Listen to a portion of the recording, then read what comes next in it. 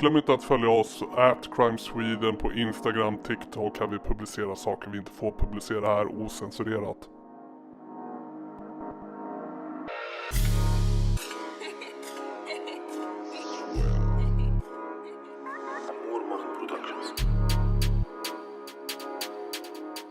Namo Stress ansågs av myndigheter vara bossen över det så kallade Västerås-nätverket. I sin dagliga roll agerade han som inköpare, distributionssamordnare eller ren knarkgrossist för att ta in stora mängder narkotika att fördela vidare inom Sverige.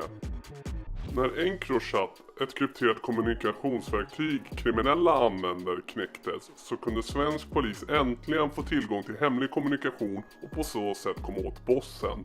Det gav polisen möjligheten att i realtid följa hur kriminella planerade allt från mord till narkotikaaffärer.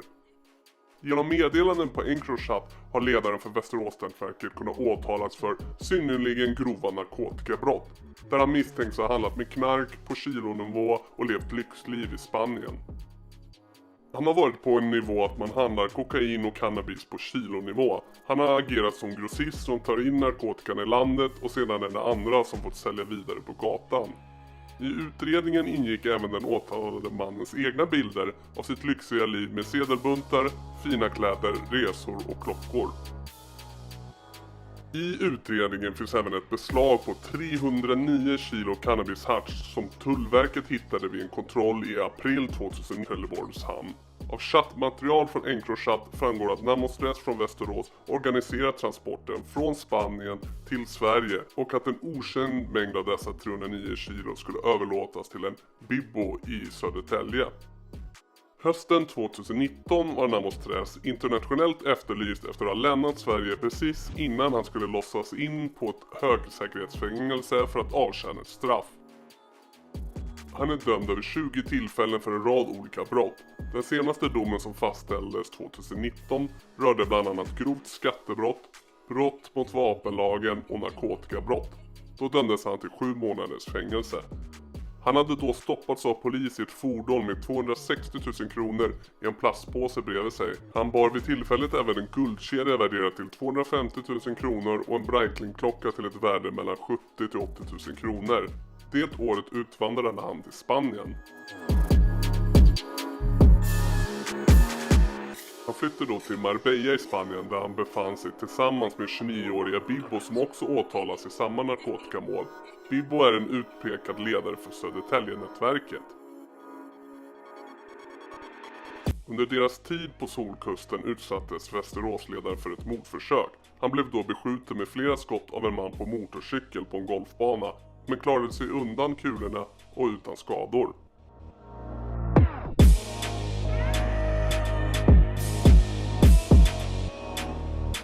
Här på Gideonsberg i Västerås sköts en man i 35-årsåldern till döds i natt.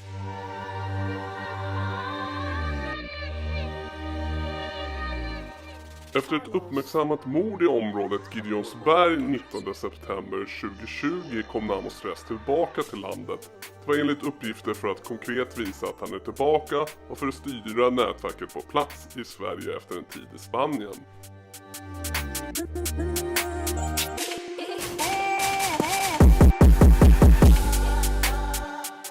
Men väl i Sverige greps han för att avtjäna straff för brott mot vapenlagen, grovt skattebrott, ringa narkotikabrott och grov olovlig körning. Dessutom riktades det nya allvarliga misstankar mot honom och han åtalades för anstiftan till mordförsök. Han utreds också för att ligga bakom det uppmärksammade mordet 2020.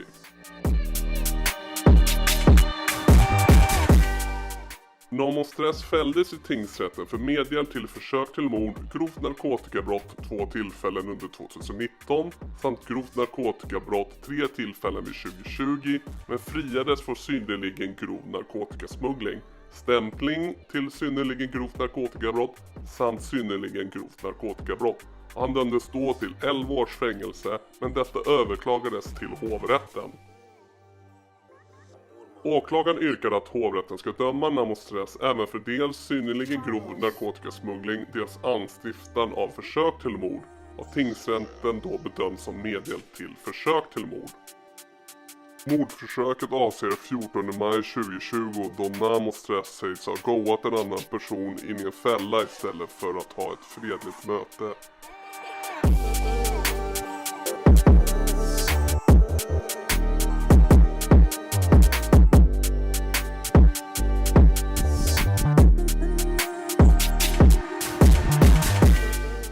Tingsrätten fann, i likhet med Svea hovrätt, att följande utrett kring den händelsen. Tingsrätten anser att Encrochattarna ger klart stöd och att Nico blev ditlurad av Namo i tron om att det skulle ske ett fredligt möte. I synnerhet då gärningsmännen Jamal och Mansour inte förväntade sig att Nico skulle ha med sig ett eget vapen.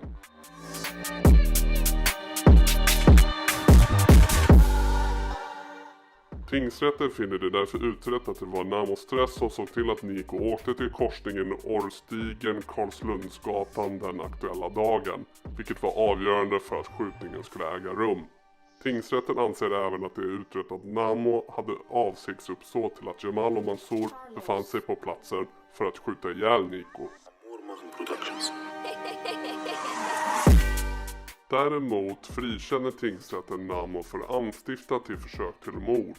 Men eftersom det däremot visat att Namo via Encrochat instruerade Nico att åka till en plats där han visste att Jamal och Mansour väntade att skjuta ihjäl denne, har Namo främjat gärningen med dåd. Åtalet i denna del är därför styrkt och Namo ska dömas för medhjälp till försök till mord.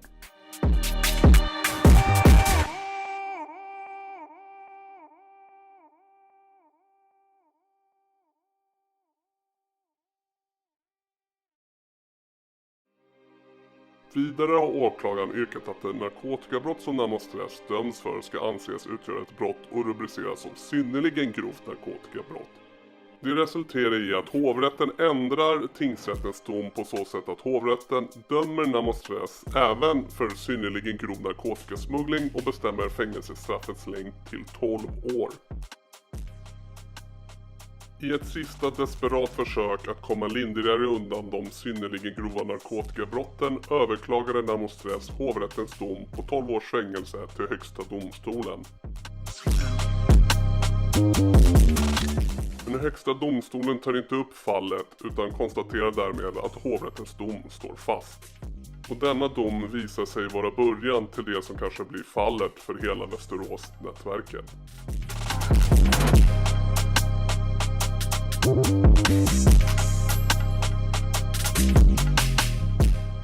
Vill ni ha mer videos, tryck gilla på varje video och prenumerera på kanalen. Det hjälper oss mycket.